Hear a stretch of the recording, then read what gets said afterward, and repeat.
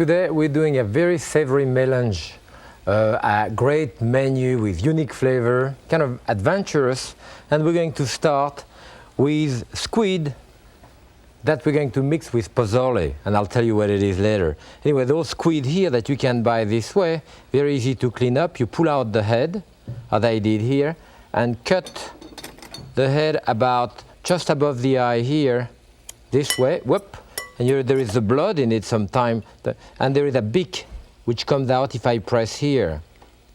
So that beak is now removed, and this you can also remove the skin that you have on the outside, although some people don't remove that, that tiny skin that you have here, you know. But conventionally it's good to remove it. And inside of it there is a piece, what they call the pan, P-E-N, which is like a piece of plastic. I don't know if you can see it there. That you remove also.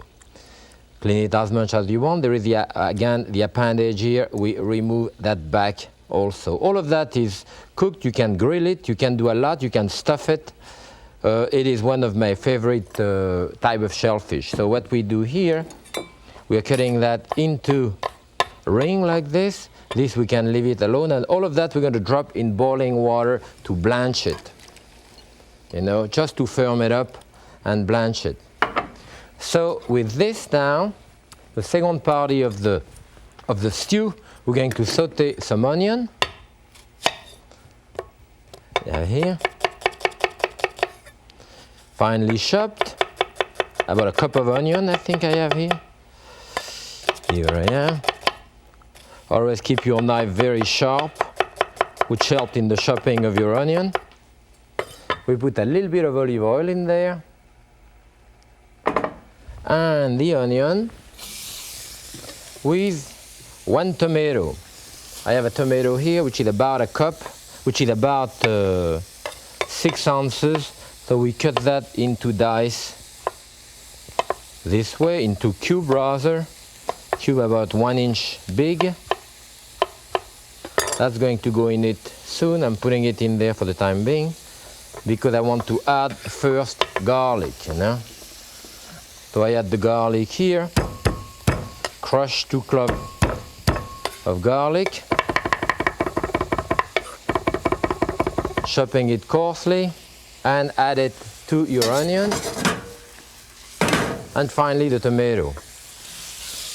This will make a fast little stew, saute, and in that stew we're going to add our squid as soon as they come back to a boil, just to firm them up. And during that time, I want to discuss pozole with you, which is actually corn which has been treated with lye, treated with ashes really by the Indian. You see how dry those are, dry ones, and they take a couple of hours to cook. They get almost as big as chickpeas, you know. So we are going to add some of those. They come in can white or yellow.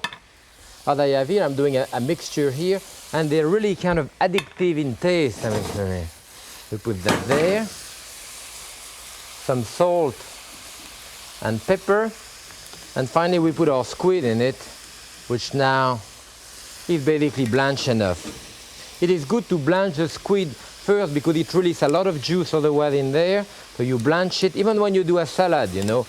I do it this way and drop the squid directly into the dressing, hot dressing.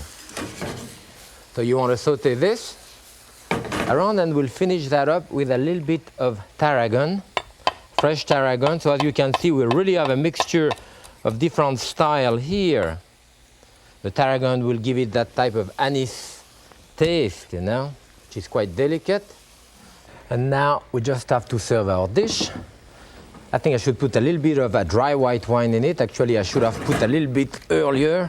It's fine to put it now. A dash of Tabasco in it, if you like it hot. And that's about it. We're going to serve it. Now, giving a bit of juice, creamy mixture here. And maybe a little bit, a sprig of tarragon on top.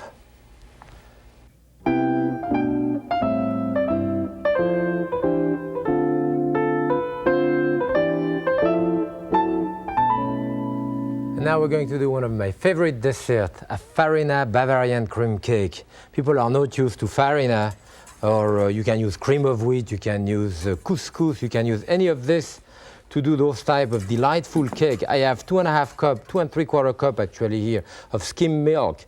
So we start with skim milk. So the recipe is much lighter than it used to be, and I put a bit of vanilla and the rind of lemon and orange in it. Then the next step, I have 1/2 cup of sugar. I'm going to put 1 envelope of plant gelatin in it and 1/4 cup of farina.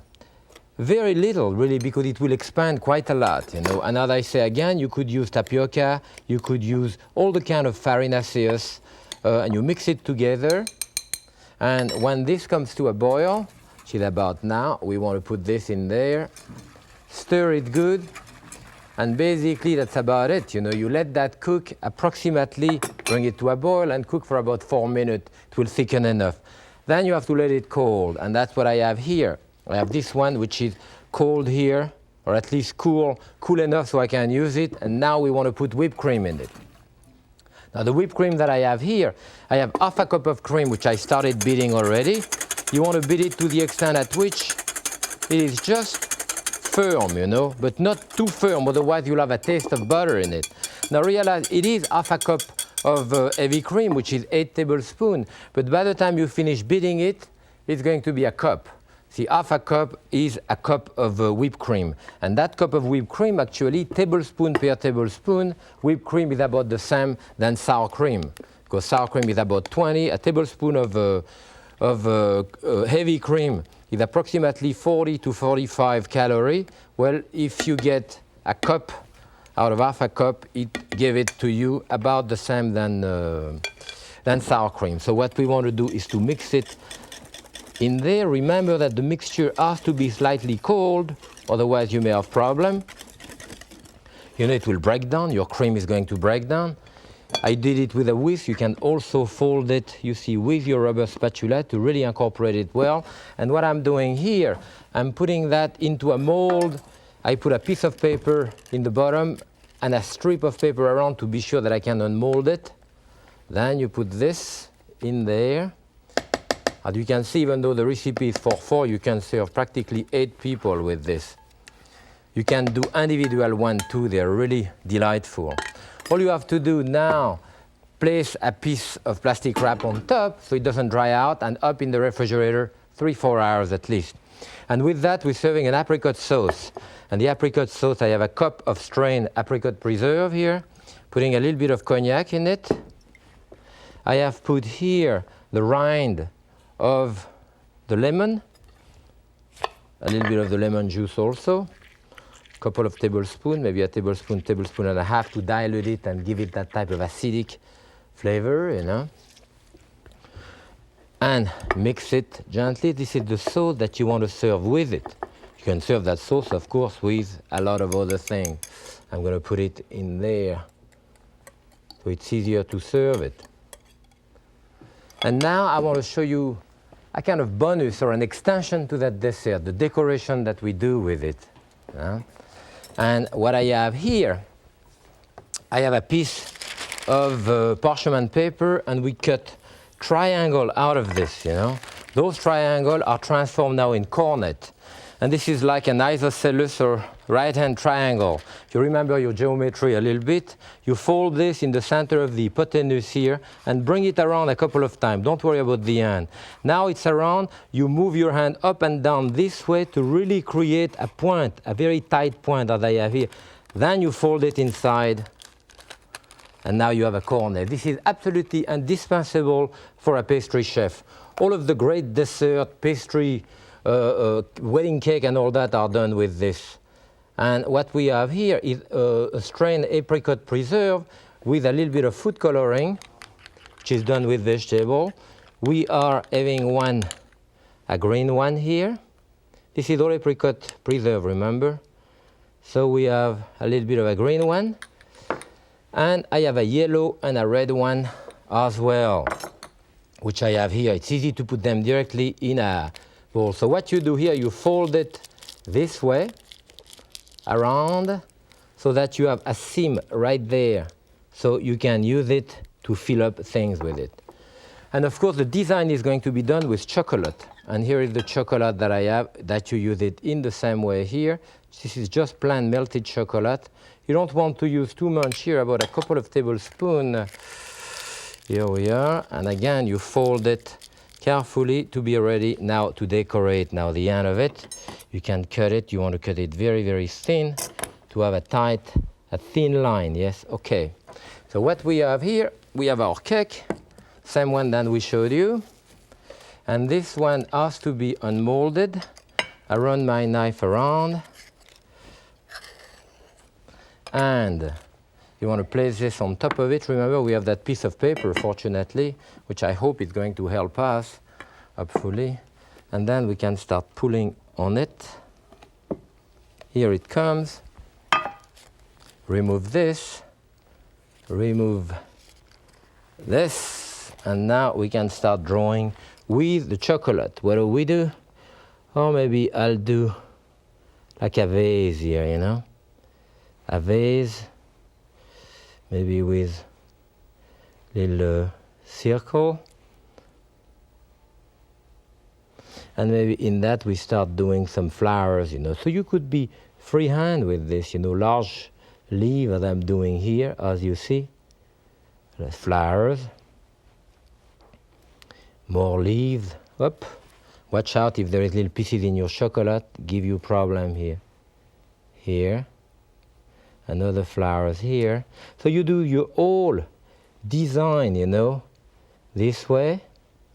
And when you feel you have enough, you can put a little heart here, or maybe another little heart here.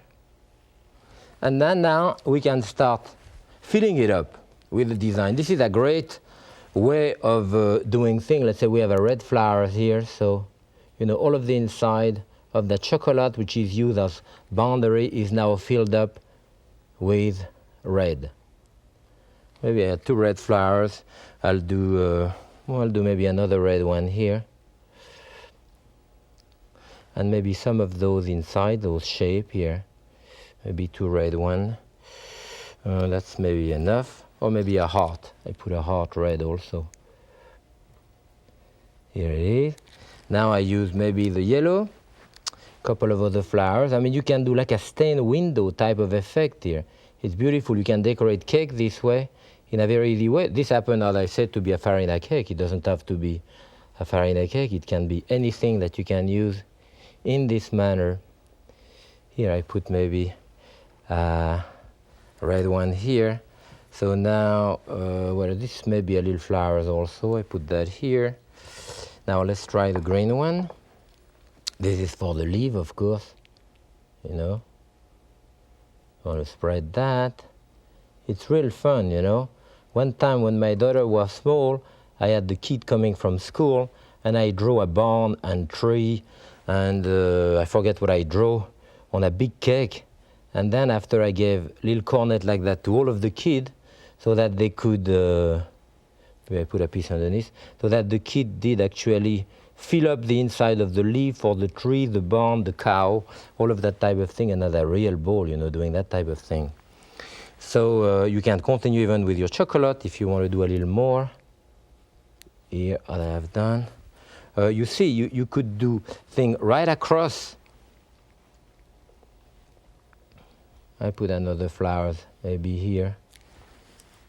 Fill it up, maybe a yellow flowers there. If it doesn't work, you take it out and you start all over again. You know, doesn't really matter. But this is about what you would want to do now. And you could serve a little bit of the apricot sauce on the edge or around, because you want to serve the apricot sauce anyway with it in the dining room. Sometimes the edge is nice. And here you have a beautiful, put it the right way, a beautiful decorated Bavarian cream cake. And now we're going to do our main course, which is a veal chop sauté with olive shaving, a type of sauce done with it. I have 4 veal chops that I started cooking now. They are about 8 ounce a piece with the 8-9 ounce with the bone. And I want to show you what's important is really to clean it carefully of fat all around as I'm doing here. As you may notice, that veal is a little red, and that's an organic veal, and that's why it's a little red like this. But the taste is just about the same. Be sure to remove all of the fat around so that it's nice and clean and has a moderate amount of fat in it. That's important. So what we are going to do with this, we're going to serve a salad, a braised lettuce. And very often people don't use, this is a Boston lettuce, often people don't use the lettuce as a vegetable, and we do it a lot at home. So you have to wash those beautiful green Boston lettuce, and be sure to wash them under the sink. So you go in between the leaves to really wash them all over. You have to spread out the leaves so that they are clean all over the place. Wash them very carefully, then now we're going to cook them. And what we do, very simply, we are going to put them in that big pot of water, dash of salt in it, and you drop them into this. I have 3 lettuce here. It depends on your size. I think in the recipe I have 4. They are smaller. So to a certain extent you work out with the weight that you have, you know. You put that to be sure that they're going to stay immersed. You know, you put a lid, a small lid inside, which will push the lettuce under water. The large lid on top, bring it to a boil. This should cook between 15-20 minutes. Then you lift them up or put them directly under the sink, or lift them up and put them in cold water and ice as I have here. Then when you lift them from there, be sure that the leaves, you know, redo the configuration of the lettuce. Don't tuck them upside down. Be sure that you follow the shape. Then after you start pressing it, now they look like a type of endive, you know. I do here. You want to press as much juice as you can out of it, and that you can of course do ahead. You can do that a couple of days ahead to have what I have here. Those lettuce are relatively large. I'm going to put a little bit of oil and maybe a dash of butter in there to cook the lettuce. And those lettuce, as I say, I'm going to cut them in 3 pieces. 1, 2, 3, like this. And what you do, the neat little package, each of those, you press it flat, fold the end of it, and fold the front back on top. And you can trim, if you want, the core a little bit. Again, trim it this way. So here you see I do 3 packages per lettuce, because they happen to be bigger. Sometimes they are small, I do 2 packages, and sometimes even small lettuce, I leave them home. If you have pieces of leaf as I had here, just put it in the center, in the middle of it. That's it. Laitue braised, you know, we used to braise that with bacon and a lot of things, and now in a more modern way we do it in a much thinner. So what I want to do here is to put them the nice side down first. To cook them, they have to cook a couple of minutes on each side, you know, to brown nicely. I have 2 more here. Okay, I want to do a dash of salt on top and pepper, and now it is time to turn my veal here, which are really well cooked on this side. I have crystallization in the bottom of the pan, which is what I want. They cook a relatively long time on this side, so I'm not going to let them cook too much on the other side, because what you would want to do is to let them rest a little bit. So in like a warm oven or on the corner, so that the juice come out of it and they get more tender, and they tenderize themselves and continue cooking in their own juice. What we want to do is some onion in the dripping we're going to put here. I have the onion here. A little more, maybe that's enough. And part of the sauce, you know, we are going to do olive shaving. And those olives here, what I do is just to cut the outside like that into kind of flake. Call that olive shaving. And you can have different types. I have Kalamata, you can have red one, you have dark olive, and so forth. So I think what I'll do now is to remove my veal chop, who, if they were allowed to rest a little bit, would be just about perfect. And you can see in the bottom of the pan the crystallization. See, that could be in a lukewarm oven on the side. But you see the crystallization in the pan, which is going to create the sauce. So into that we have the onion, or saute the onion a little bit in there. Use a flat wood spatula to scrape your metal, you know. It's better. And with this, we want to deglaze that with a dry white wine here. Dry acidic white wine, about a third of a cup. That will melt the incrustation. While it's cooking for a minute, I'm going to turn my, my lettuce, which now are nicely brown on top, as you can see. Lettuce package, you know. And we can finish the sauce soon. I want to thicken the sauce, put a little bit of ketchup in it, couple of tablespoons. I started that without any butter, with a small dash of oil. So I'm finished that up with like a tablespoon of butter to finish the sauce. Mix in it.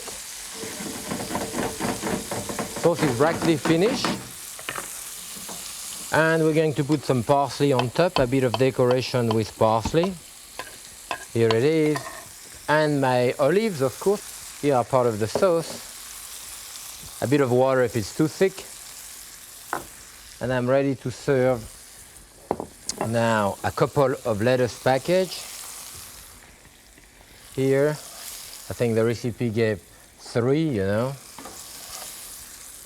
3. I have a beautiful chop here that we can put somewhere in the center and finish it up with our olive sauce with the flake of olives. Around a little bit of the sauce. Beautiful brown, rich color. Maybe a couple of sprigs of parsley on top. We really have an interesting savory melange today with our menu, starting of course with the hotch pot or the mixture of pozole, which sometimes called hominy, and the squid. And then after that we have a beautiful veal chop sauté with the braised lettuce, which may be a bit different than what you do usually, olive shaving on top, a salad, and our beautiful cake, the Farina cake, which has been done with the sauce, you know, that beautiful apricot sauce. Now with that, we're going to serve a côte de beaune, which is from Upper Burgundy, very spicy, very fruity. It's going to go well with it. And because we have such a beautiful dessert, we even serve a little bit of wine from a small bottle, a little bit of muscat, a sweet wine, which is going to be terrific with the dessert. I hope you enjoy seeing the show today. I love cooking it for you. Happy cooking!